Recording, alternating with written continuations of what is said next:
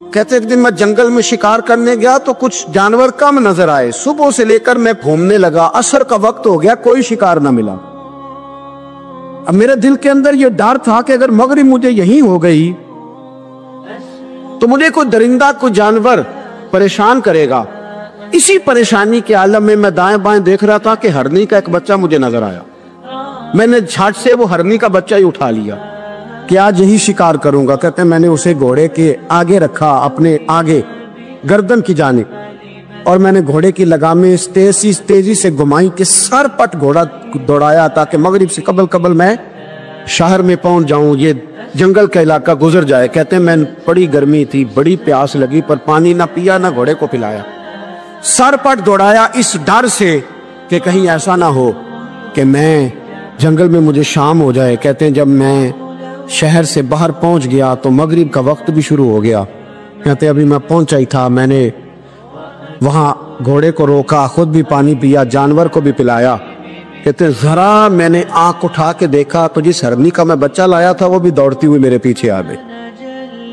کہتے ہیں وہ پیچھے میرے کھڑی ہے, پتہ نہیں کہاں سے بیچاری دوڑی. میرا تو گھوڑا تھا اور میں نے تو سانس بھی نہیں لیا.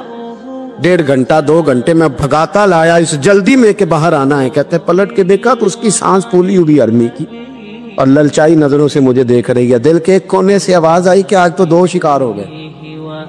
بچہ تو پکڑا ہی, اس کی ماں کو بھی قابو کرتا ہوں تاکہ ڈبل شکار آتا ہے گا. کہتے ہیں پھر اندر سے میرا درد بولا, اندر سے میرا رحم بولا, ایک ماں اپنا بچہ لینے آئی ہے اور اس طرح تو اسے تکلیف نہیں دی جا سکتی کہ اسے بلیک میل کر کے ماں کو بھی رکھ لیا جائے. کہتے ہیں جب میں نے اس ہرنی کی طرف دیکھا تو اس کی نظروں میں سوال تھا, اس کی نظروں کے اندر سوال تھا, کچھ مانگ رہی تھی. کہتے ہیں میں نے اس بچے کی پشت پر ہاتھ پھیرا, پھر میں نے بچہ چھوڑ دیا. کہتے ہیں اس نے پہلے بچے کو بازوؤں میں لیا, پھر اپنی زبان سے اپنا بچہ چاٹنے لگی. کہتے ہیں پھر وہ جب جنگل کی طرف جانے لگی تو ایک دفعہ اس نے میری طرف دیکھا, دوسری دفعہ اس نے آسمان کی طرف دیکھا. زندگی میں مجھے اتنا سکون کبھی نہیں آیا تھا جتنا آج آیا. کہتے ہیں میں گھر گیا, عشاء کی نماز پڑھی, وضو میں بستر پہ لیٹ گیا. لوگوں میرے نصیب دیکھو, مجھے مدینے والے محبوب کا دیدار نصیب ہوا. رسول کریم علیہ السلام میری خواب میں آئے, میں رونے لگا. گھر مہک اٹھا, پھول کھلنے لگے, خوشبوئیں بکھرنے لگی. کہتے ہیں محبوب کریم تشریف لائے, اور کیا خوبصورت جملہ ہے, اگر تجھے بادشاہ بنا دیا جائے تو انسانوں کے ساتھ بھی اسی طرح رحم کرے گا نا جس طرح آج ہرنی کے ساتھ کیا ہے. اگر تجھے بادشاہ بنایا جائے تو رویہ یہی رکھے گا یا بدل جائے گا. کہتا میں رو پڑا, میں نے کہا یا رسول اللہ میں تو غلام بننے کے بھی قابل نہیں, تو بادشاہ کیسے بنوں گا؟ فرمایا تیری آج کی ادا بڑی پسند آئی ہے, عرش کے مالک نے تجھے بادشاہ بنانے کا فیصلہ کر لیا. تیری یہ ادا بڑی بھائی ہے, بڑی پسند آئی. فرماتے ایک ہرنی کے بچے پہ رحم کھایا تھا, رب کریم نے مجھے بادشاہی عطا فرما لی. ہم نہ سیاست سے بادشاہی لینا چاہتے, سیاستدانوں کے اپنی جیب سے اشتہار چھپوا کے بادشاہی لینا چاہتے, ڈیرا بنا کے بادشاہی لینا. نہ بادشاہی تو رحم کرنے سے ملتی, بادشاہی تو شفقت کرنے سے ملتی, بادشاہیاں تو اللہ کی مخلوق سے پیار کرنے سے ملتی. وہ شخص کہتا ہے کہ میرا ظرف یہ تھا کہ 4-5 دینار ملیں گے, تو امام حسین فرمانے لگے تھوڑی دیر بیٹھ جا, رزق آ رہا ہے. تو امام حسین کو حکومت وقت کی طرف سے 5 تھیلیاں ملی, جس میں ایک تھیلی میں 500 اشرفیاں تھی. 5 تھیلیاں آئیں, لیکن اس کو آنے میں ذرا دیر ہو گئی. وہ 5 تھیلیاں جب آئی نا تو امام حسین اس کی طرف 5 تھیلیاں بڑھا کے ذرا دیکھنا میری طرف غور سے, 5 تھیلیاں بڑھا کے تو فرمانے لگے میاں اتنا تجھے انتظار کرایا نا, اتنی ہم تیری حاجت پوری نہیں کر سکے. تو یہ نہ محسوس کرنا کہ حسین کے دروازے پہ بیٹھا بھی رہا ہوں تو ملا کیا ہے, یہ نہ محسوس کرنا. وہ شخص کہتا ہے جب میں نے وہ تھیلیاں کھولی اور پھر میری نظر امام حسین پہ پڑی تو میرے اندر سے آواز آئی, اگر حسین ابن علی اتنے سخی ہیں تو محمد عربی کتنے سخی ہو. اگر یہ معیار ان کا ہے, ان کا یہ معیار ہے, اور خود بھیک دیں خود ہی کہیں منگتے کا بھلا ہو. خود کہنے لگے جتنا انتظار کرایا ہے اتنی تیری مدد کر سکے. یہ سخاوت کا معیار تھا, یہ طریقہ تھا. ایک دفعہ سیدنا امام حسین رضی اللہ تعالیٰ عنہ کے گھر کے اندر 5000 دینار آئے. مسجد میں تھے، آپ کو 5000 دینار ملے تو امام زین العابدین کہتے ہیں کہ مسجد سے لے کر گھر آنے تک امام حسین نے 5 کے 5000 اللہ کے راستے میں خیرات کر دی۔ فرماتے میں نے کہا ابا جی 5 دینار کی گھر میں ضرورت تھی، مالاں والے سخی نہیں ہوندے تے سخیاں کل مال نہیں ہوندا، ایتھے اوتھے دوویں جہانی سخی کنگال نہیں ہوندا۔ کہا ابا جی 5 دینار کی گھر میں ضرورت تھی، تو کہتے ہیں مجھے فرمانے لگے بیٹا یہ جن کو میں نے دیا ہے نا یہ گھر کے لیے ہی دیا ہے، یہ گھر کے لیے ہی دیا ہے، جن کو دیا ہے تمہارا کیا خیال ہے یہ باہر خرچ ہوا ہے؟ یہ گھر کے لیے ہی ہے، اس لیے کہ جب انسان دوسروں پر شفقت کرتا ہے تو اللہ اس کے گھر پہ رحمت فرماتا ہے۔ امام حسین کے مزاج میں پہلی بات میں نے ذوق عبادت کی عرض کی، دوسری بات عرض کر رہا ہوں کہ صحابہ حضرت اسامہ بن زید بڑے پیارے ہیں میرے نبی کریم کے، بڑے پیارے۔ حضرت اسامہ بن زید کے بارے میں سیدہ عائشہ صدیقہ فرماتی ہیں ان کے ناک سے اگر ریٹھ نکلتی تھی تو اللہ کے رسول اپنے دستے مبارک سے صاف کر دیتے تھے، اور سرکار فرماتے تھے کہ اگر اسامہ لڑکی ہوتا نا، ان کے غلام کے بیٹے تھے حضرت زید بن عامر، اگر یہ لڑکی ہوتا میں اسے زیور پہناتا۔ بڑے پیارے تھے، لیکن جب ان کا آخری وقت آیا نا تو 60,000 دینار کا قرضہ تھا، رشتہ داروں سے کہا، دوستوں سے کہا، یاروں سے کہا، اور قرض ادا نہیں ہو رہا تھا۔ حضرت اسامہ بن زید کہتے ہیں بڑا پریشان تھا۔ جب حد ہو گئی نا تو حضرت اسامہ بن زید فرمانے لگے جاؤ کوئی حسین ابن علی کو خبر کرو، ان سے کہو میں نا غلام ہوں آپ کے نانا کا، مقروض دنیا سے چلا گیا تو کیا بنے گا۔ امام حسین کو خبر ملی تو دوڑے آئے۔ لاجپال اس پیر کو نہیں کہتے کہ تگڑا نذرانہ لے کے تو ماتھا چوم لے، لاجپال تو اس کو کہتے ہیں کہ جب ضرورت پڑے تو وہ سر پہ موجود ہو۔ حضرت سیدنا امام حسین تشریف لائے تو جناب اسامہ بن زید رو پڑے، کہنے لگے حضور میں نے نا غلامی کی ہے آپ کے نانا کی، اور اس غلامی پہ ناز ہے، اب 60,000 دینار کا قرضہ لے کے دنیا سے جاؤں گا تو میری قبر پہ بوجھ رہے گا۔ امام حسین خادم کو بھی کہہ سکتے تھے جاؤ گھر پیسے پڑے ہیں لے آؤ، امام حسین خود گئے، چادر روڑ کے تو اس کی اوٹ میں بکل میں 60,000 دینار چھپا کے لائے، اور جناب اسامہ بن زید کے سامنے رکھ کے کہنے لگے اسامہ یار پیسے رات کو ہی آئے تھے، میں سوچ رہا تھا مجھے تو ضرورت نہیں، اللہ نے کس کا نصیب میرے گھر میں بھیج دیا، مجھے تو حاجت ہی نہیں تھی، اب پتہ چلا پیسے تیرے تھے، اللہ نے حسین کی ڈیوٹی لگائی ہے کہ جا کے دے آ۔ حضرت اسامہ بن زید رو پڑے، فرمانے لگے اللہ آپ کو بہترین صلہ عطا فرمائے۔ امام بڑا ہی پیار کرتے تھے، گھوڑے پہ جا رہے تھے، کچھ فقیر غریب لوگ بیٹھ کے روٹی کھا رہے تھے، کھا رہے تھے سڑک کے کنارے، تو امام زین العابدین فرماتے ہیں کہ جب امام حسین گزرے تو انہوں نے آواز دی حضور دل کرتا ہے ہمارے ساتھ بیٹھ کے روٹی کھائیں۔ کائنات کے مالک و مختار کے نواسے اور دنیا کے سب سے بڑے شہزادے گھوڑے سے اترے اور غریبوں کے ساتھ سڑک پہ بیٹھ گئے، روٹی کھانے لگے اور دیر تک کھاتے رہے، اور جب فارغ ہو گئے تو فرمانے لگے کھانے کی ضرورت بھی نہیں تھی، حاجت بھی نہیں تھی، پر تم نے آواز دی تو دل رکھنے کو بیٹھ گیا تھا، اگر اجازت دے تو چلا جاؤں۔ یہ مزاج تھا، یہ طبیعت تھی۔ آپ کے ایک بھائی ہیں چھوٹے حضرت محمد بن حنفیہ نام ہے، حضرت مولا علی شیر خدا رضی اللہ تعالیٰ عنہ کی دوسری بیوی سے۔ ایک دن حضرت امام حسین ان کے گھر میں بیٹھے تھے تو کسی بات میں نا اختلاف رائے ہو گیا، تو امام علی مقام ناراض ہو گئے، فرمایا آج کے بعد تیرے گھر نہیں آؤں گا، رومال اٹھایا چلے گئے۔ لوگوں نے حضرت محمد بن حنفیہ رضی اللہ تعالیٰ عنہ سے کہا حسین تو ناراض ہو گئے کبھی نہیں آئیں گے۔ آپ فرمانے لگے بھائی تمہارا ہے کہ میرا؟ جی بھائی تو آپ کے ہیں۔ فرمایا اگر کہو تو چند منٹوں میں حسین واپس آئے۔ جناب ناراضگی ہو گئی ہے۔ فرمایا ناراضگی ہوئی ہے پر میں اس کے دل کی نرمی کو تو جانتا ہوں، اس کے مزاج کے اندر جو محبت ہے اس سے تو ابھی آئے۔ کہا جناب وہ کیسے؟ فرمانے لگے دیکھنا ذرا۔ تو امام حسین نے خط لکھا، حضرت محمد بن حنفیہ نے رکا لکھا، کہنے لگے حسین میرے باپ کا نام بھی علی ہے اور آپ کے باپ کا نام بھی علی ہے، پر ایک فضیلت ایسی ہے جس میں میں آپ کا مقابلہ نہیں کر سکتا، وہ یہ ہے کہ آپ سیدہ فاطمہ الزہرا کے لال ہیں، آپ محمد مصطفیٰ علیہ السلام کے نواسے ہیں۔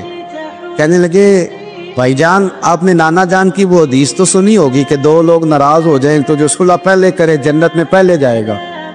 فرمانے لگے دل میرا کر رہا تھا کہ پہلے صلح کر لوں، لیکن پھر بڑے بھائی کو پشت کروں گا جنت میں جاتے ہوئے، یہ بھی تو بے ادبی ہے نا۔ اب خط میں نے لکھ دیا ہے، آپ کا جو ارادہ ہو۔ امام حسین نے خط پڑھا تو آنکھوں میں آنسو آ گئے، پھر سے رومال اٹھایا۔ بچے پوچھنے لگے کہاں جا رہے؟ کہا بھائی کے گھر جا رہا۔ کہا آپ تو ناراض تھے؟ فرمایا تھا ناراض، پر ہے تو میرا بھائی نا، ہو گئی بات ختم۔ بڑی دل میں نرمی، طبیعت میں سوز، لہجے میں گداز۔ حضرت امیر معاویہ رضی اللہ تعالیٰ عنہ نے ایک شخص کو بھیجا مدینہ منورہ شام سے، تو اس نے کہا میں نے امام حسین سے ملنا ہے، تعارف کیا ہے؟ جناب امیر معاویہ فرمانے لگے مسجد نبوی میں جانا جس کے گرد لوگ سب سے زیادہ ادب سے بیٹھے ہوں، اور جس کی باتیں سب سے زیادہ میٹھی ہوں، اور جس کی نظریں سب سے زیادہ جھکی ہوں، اور جس کے چہرے پر تمہیں سب سے زیادہ وقار نظر آئے، وہی علی کے بیٹے حسین ہوں گے۔ جو سب سے زیادہ تمہیں وہاں ماحول کے اندر جو شخص نظر آئے، پوچھنے کی ضرورت نہیں پڑے گی۔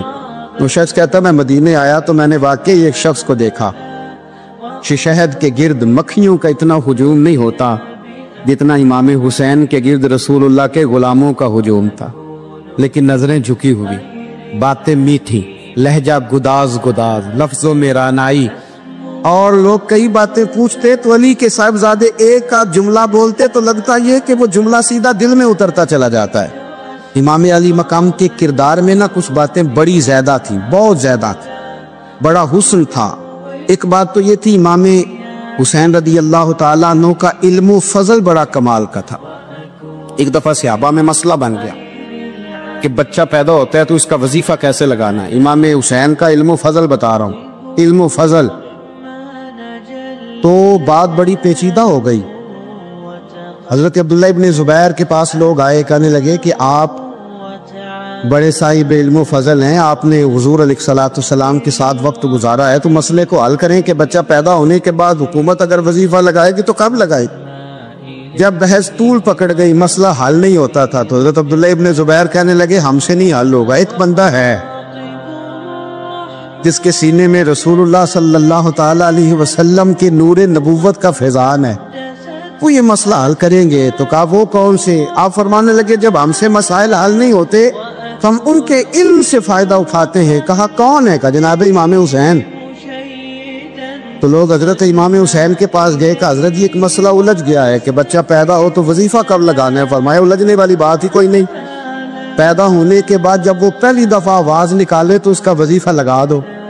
اس کا مطلب یہ ہے کہ وہ دنیا میں آ گیا ہے، اس نے اپنے آنے کا اظہار کر دیا ہے، اعلان کر دیا ہے، اب اس کا وظیفہ لگا دو۔ تو اس پر پھر صحابہ کا اتفاق ہو گیا۔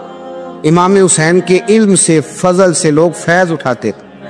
حضرت سیدنا امام حسین کی شہادت کے بعد حضرت عبداللہ ابن زبیر رضی اللہ تعالیٰ عنہ نے قاتلان حسین سے خطاب کیا اور فرمانے لگے اللہ کی قسم تم نے اس شخص کو شہید کیا ہے جو راتوں کو لمبے لمبے قیام کرتا تھا، اور تم نے اس شخص کو شہید کیا ہے جس سے میں دن میں جب بھی ملتا تھا تو وہ روزے سے ہوتا تھا۔ تم نے اس شخص کو شہید کیا جو قائم اللیل تھا، صائم الدہر تھا، اس شخص کو تم نے شہید کیا۔ آپ کو پتہ ہے میدان کربلا میں جب 9 محرم کو ابن سعد نے امام حسین سے کہا کہ جنگ کرو، اگر یزید کی بیعت نہیں کرنی، تو امام حسین نے فرمایا ایک رات کی مہلت دے دو، ایک رات کی مہلت دے دو۔ حضرت امام زین العابدین کہتے ہیں میں نے اپنے والد گرامی سے عرض کی کہ ابا جی آپ جہاد سے دور جانے والے تو ہیں نہیں، آپ تو جہاد سے پیار کرنے والے، اور یہ بھی پتہ ہے مجھے کہ یہ جنگ اب ہو کے رہے گی، تو ایک رات کی مہلت لینے کا معنی کیا ہے؟ بھئی کل بھی لڑنا ہے اور رات بھی لڑنا ہے، تو ابا جی ایک رات کی مہلت۔ تو سیدنا امام حسین رضی اللہ تعالیٰ عنہ فرمانے لگے بیٹا رات کی مہلت اس لیے لی ہے کہ میں آج رات کھل کے اپنے رب کی عبادت کر لوں، میں استغفار کر لوں، میں لمبے سجدے کروں۔ اور کہا زین العابدین تو جانتا ہے نا کہ مجھے نماز سے، تلاوت سے، دعا سے اور استغفار سے بڑا پیار ہے، رسول کریم علیہ السلام نے فرمایا، جامع ترمذی میں موجود ہے، فرمایا میں جا رہا ہوں پر تمہیں دو بڑی بھاری بڑی وزنی چیزیں دے کے جا رہا ہوں، صحیح ستہ کی روایت، دو وزنی چیزیں تمہارے بیچ چھوڑ کے جا رہا ہوں، اگر ان کو تھام کے رہو گے تو کبھی گمراہی تمہارے پاس نہیں آئے گی۔ یا رسول اللہ وہ کون کون سی؟ فرمایا ایک اللہ کی کتاب دے کے جا رہا ہوں اور دوسرا اپنا خاندان دے کے جا رہا ہوں۔ اگر اہل بیت نبوت کو تھامے رہو گے، ہمارے بزرگوں نے لکھا ہے کہ یہ جو حضور نے کتاب اللہ اور پھر اپنی اہل بیت کا تذکرہ فرمایا تو اس کا مطلب یہ ہے کہ تھیوری دیکھنی ہوئی تو قرآن دیکھنا، اور پریکٹیکل دیکھنا ہوا تو علی اور فاطمہ کو دیکھنا، حسن اور حسین کو دیکھنا، ان کو دیکھنا۔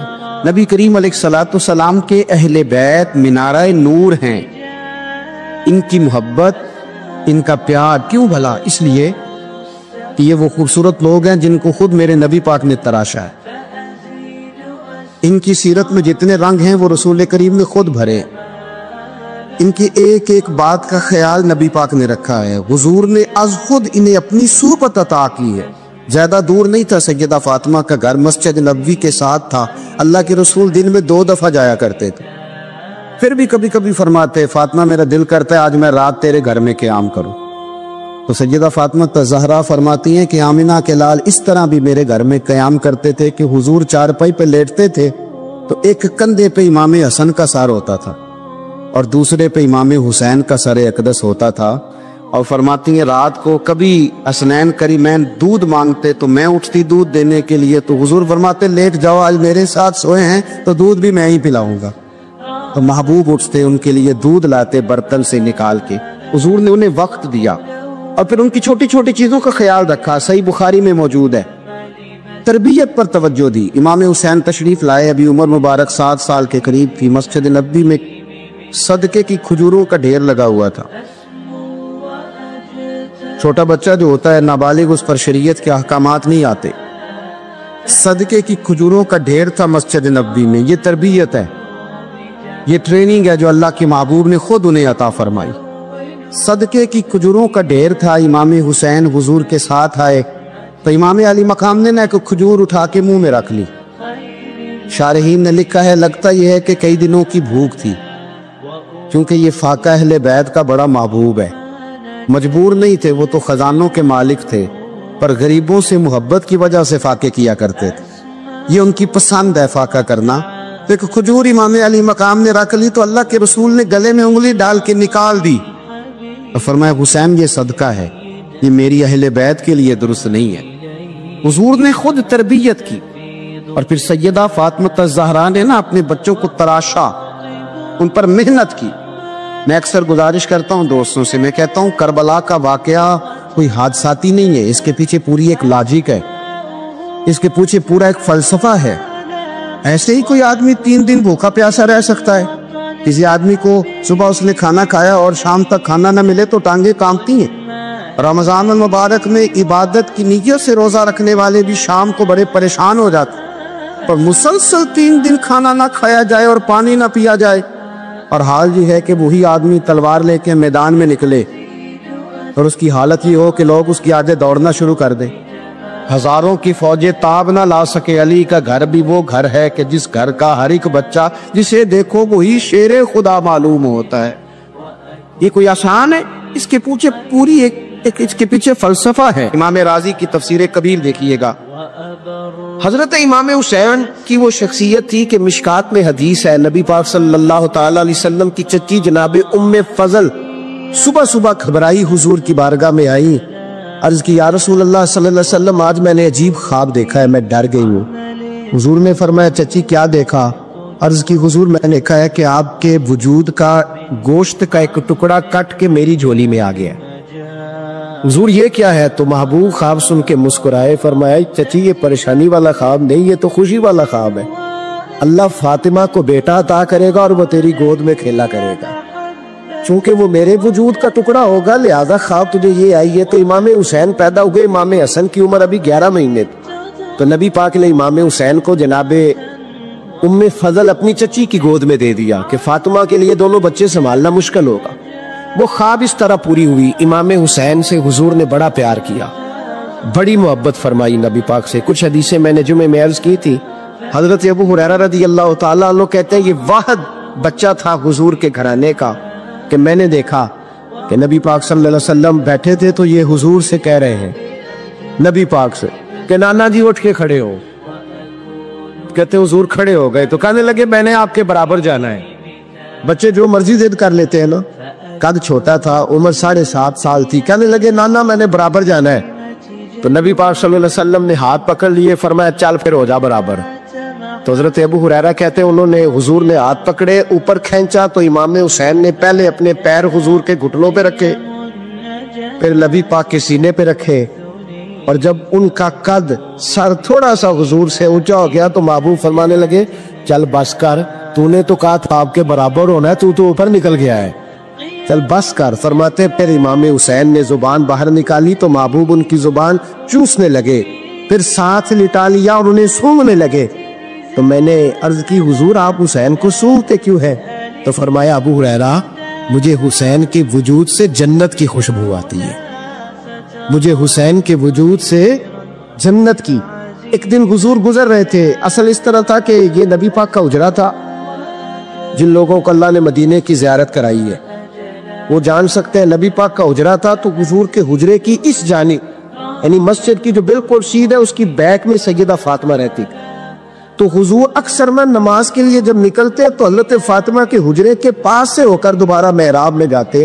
محبوب حجرے کے پاس سے گزرے تو امام حسین رو رہے تھے، تو حضرت فاطمہ نے کسی بات میں جھڑک دیا تو امام حسین رونے لگے. تو نبی پاک نماز کے لیے گئے تو واپس لوٹ آئے اور واپس تشریف لا کے کہا فاطمہ حسین کو کیا ہوا؟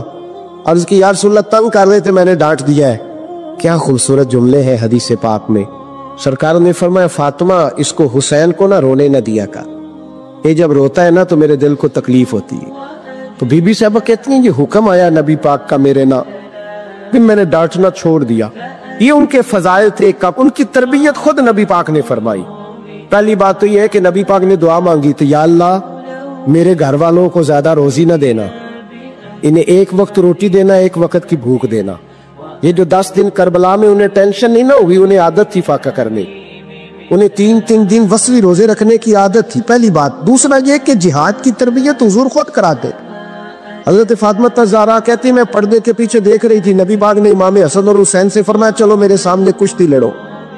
تو دونوں حضرات آپس میں جب کشتی لڑنے لگے تو نبی پاک نا امام حسن کو کہتے حسن حسین کو ٹانگوں سے پکڑو، حسن حسین کو پیچھے سے پکڑو. جب نبی پاک بار بار امام حسن کو بتا رہے تھے تو سیدہ پیچھے سے بول پڑی، کہنے لگی یا رسول اللہ آپ چھوٹے کو بتائے آپ بڑے کو بتا رہے. بڑا تو پہلے 11 مہینے بڑا ہے تو آپ چھوٹے کو بتائے بڑے کو بتا رہے. تو فرمایا فاطمہ تو چپ کرنا، جو میں دیکھ رہا ہوں تو نہیں نہ دیکھ رہی، ایک کو میں بتا رہا ہوں دوسرے کو جبریل امین بتا رہے ہیں. لیکن اس کے ساتھ ساتھ امام حسین رضی اللہ تعالیٰ عنہ کا جذبہ جہاد، امام حسین کی استقامت. آج لوگ ادھر ہوتے ہیں جس طرف ہوا کا رخ ہوتا ہے. آج لوگوں کی سوچوں کا زاویہ یہ ہے کہ جدھر رش زیادہ ہوگا ہم بھی ادھر جائیں گے. ہم یہ نہیں دیکھتے حق کس طرف ہے، ہم یہ دیکھتے ہیں رش کس طرف ہے. امام حسین رضی اللہ تعالیٰ عنہ نے رش نہیں دیکھا، حق دیکھا. امام حسین رضی اللہ تعالیٰ عنہ استقامت کے وہ پہاڑ ہیں، معمولی آدمی نہیں تھے. فرزق شاعر کہتا ہے کہ میں نے امام حسین سے کہا تھا، میں نے کہا لوگوں کی تلواریں یزید کے ساتھ ہے پر دل آپ کے ساتھ ہے، دل آپ کے ساتھ ہے. امام حسین رضی اللہ تعالیٰ عنہ نے زمانے کے حالات نہیں دیکھے، حق اور سچ دیکھا. جتنی چیزیں انسان کو کمزور کر سکتی ہیں وہ ساری امام حسین پہ طاری کی گئی. جتنی چیزیں، وطن چھوڑنا کتنا کو مشکل ہوتا ہے. شالا پردیسی کوئی بھی نہ تھی وے کخ جنا تو پارے. حضرت سلطان باؤ فرماتے ہیں بچو پردیسی ہونا کوئی آسان ہے؟ جس آدمی کا کسی چھوٹے سے گاؤں میں بھی مکان ہو چھوڑنا پڑ جائے تو روتا ہے. تو مجھے بتاؤ جس نے اپنا سارا بچپن مدینے میں گزارا ہو، آج جو ایک ہفتہ مدینے رہ کے آتے ہیں ان سے واپس نکلنا مشکل ہوتا ہے. لیکن امام حسین حق کا رستہ تھا، وطن کی قربانی دی، اور معمولی وطن نہیں مدینے جیسا وطن. اور جب کھڑے تھے نا امام حسین رضی اللہ تعالیٰ عنہ رجب میں نکل رہے تھے مدینے سے، تو کوئی شاعر کہتا ہے دور کھڑے ہو کے انہوں نے گویا کہا تھا آقا تیرے کرم کے خزینے کی خیر ہو، میں جا رہا ہوں تیرے مدینے کی خیر ہو۔ امام حسین نے وطن چھوڑا، کوئی لغزش نہیں پیروں میں، کوئی نہیں۔ شہزادوں والی زندگی تھی، مسجد نبوی کے امام تھے، نبی کریم علیہ السلام کے روضہ اطہر پر تشریف رکھتے تھے، زمانہ حیا کرتا، شان و شوکت تھی، پر حق کے لیے چھوڑا، نکل کر خانقاہوں سے ادا کر رسم شبیری۔ اور پھر بڑا مشکل ہوتا ہے، اس شخص کے ساتھ بچے اور عورتیں ہوں، وہ تو یہ کہہ کے لڑائی سے جان چھڑاتا ہے کہ میرے ساتھ فیملی ہے، نہ ہوتی تو تجھے بتاتا، پر امام حسین کو اولاد بھی کمزور نہیں کر سکی، عورتوں کا ساتھ ہونا کمزور نہیں کر سکا۔ پھر امام علی بھوک کتنا مشکل کام ہے۔ آج لوگ کہہ نہیں دیتے کہ میں تو اس لیے گناہ کرتا ہوں کہ رشوت اس لیے لے لیتا ہوں کہ بچے چھوٹے ہیں۔ 10 دنوں کی کم و بیش سفر، 3 دنوں کی بھوک اور پیاس، پر حق کے رستے میں امام حسین کو کوئی چیز کمزور نہیں کر سکی۔ اور پھر وہ جتنی باتیں لوگ کہہ سکتے تھے وہ ساری کہیں گئیں، ساری۔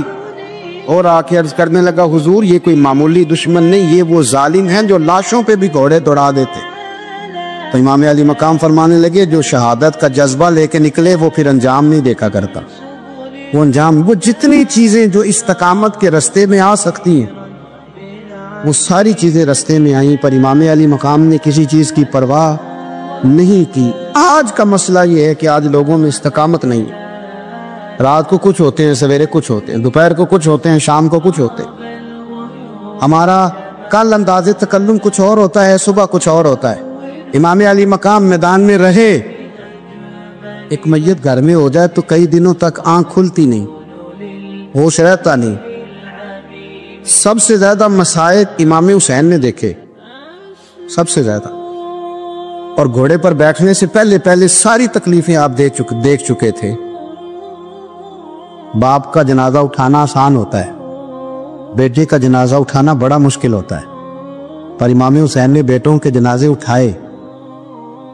حضرت علی اصغر کی لاش کو امام حسین نے اپنے دست مبارک سے دفن کیا، اور جناب علی اکبر کی میت کو جب آپ اٹھا کے لا رہے تھے تو سیدہ زینب فرماتی ہیں کہ مجھے یوں کبھی لگتا تھا حسین کا قد بڑا ہے اور کبھی لگتا تھا علی اکبر کا قد بڑا ہے۔ اور فرماتی ہیں کہ پھر حضرت قاسم بن حسن کو بھی وہ اٹھا کے لائے، اور جناب عباس کے وجود سے الگ ہونے والے بازو انہوں نے لا کے حضرت عباس کے وجود کے ساتھ بھی رکھے۔ انہوں نے یہ سارا منظر دیکھا، لیکن جب حسین ابن علی اپنی دفعہ گھوڑے پہ سوار ہوئے تو لگتا یہ تھا کہ ان سے زیادہ بہادر کوئی نہیں۔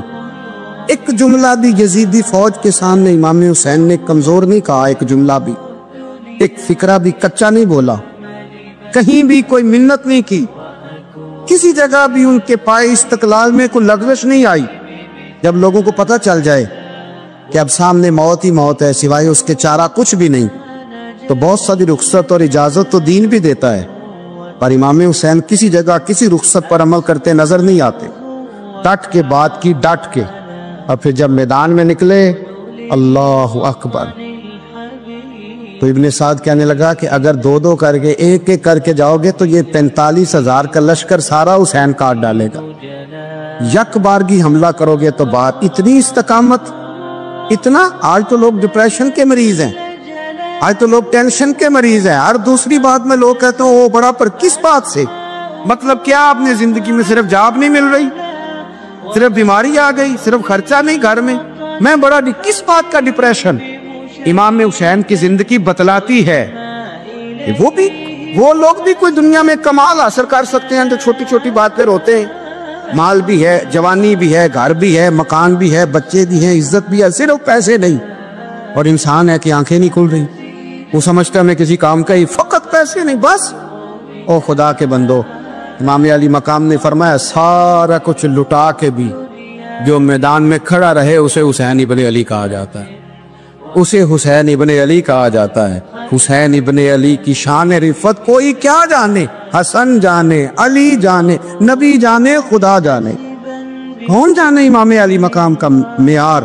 تو امام حسین رضی اللہ تعالیٰ عنہ کی زندگی ہمیں بتاتی ہے کہ ذوق والی عبادت کرو، امام حسین کی زندگی ہمیں بتاتی ہے کہ جب تم سخاوت کرو تو پھر اپنی حیثیت سے بڑھ کر کرو، اور امام حسین کی زندگی ہمیں بتاتی ہے کہ دل میں کسی کے لیے کوئی بات نہ رکھو، صلح کرنے میں پہل کرو، محبتیں کرنے میں آگے بڑھو، اور امام حسین کی زندگی ہمیں